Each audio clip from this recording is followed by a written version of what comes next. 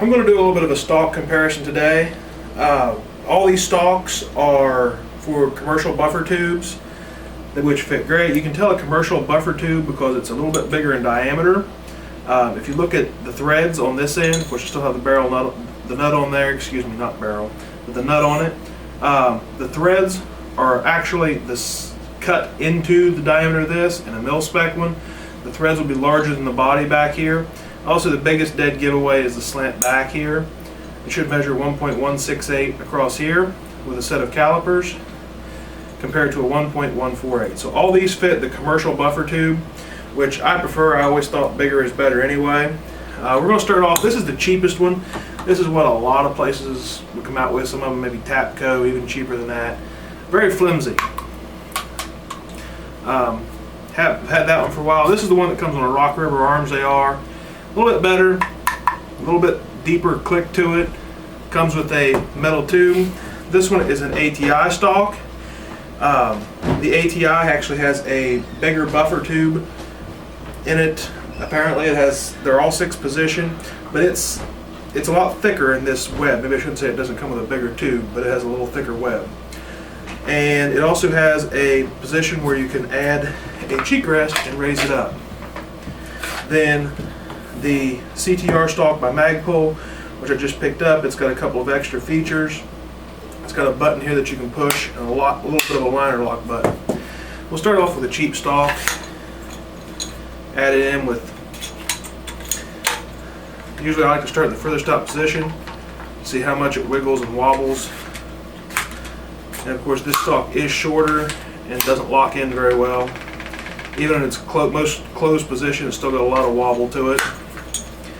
You slide these off and slide them off the back of your buffer tube. And next we'll go with the Rock River arm stock. Its rearmost position. It's actually surprisingly stiff for what it is and for the price you pay for it. But again, you still have no butt pad, just a little bit of serration on the back of it. Then the ATI stock, which I have a few issues with. One, that it's come in a strange color. Two, that's got a very, very strong spring to it. And in its rearward-most position, it's a little wobbly. And once you add this, even in its lowest position, it feels good when you're shooting it. However, at its lowest position possible, you still can't open the charging handle. So you have to extend the stock all the way before you can charge your weapon. I really don't like that at all. And with the CTR stock, it's got a pair of little clips right here. I don't know if you'll be able to see. And those little clips, when this is locked in, is supposed to make it stronger. The butt plate on it is shaped a little differently than the others you'll see. It's got still has the air hole for your gas to escape back here.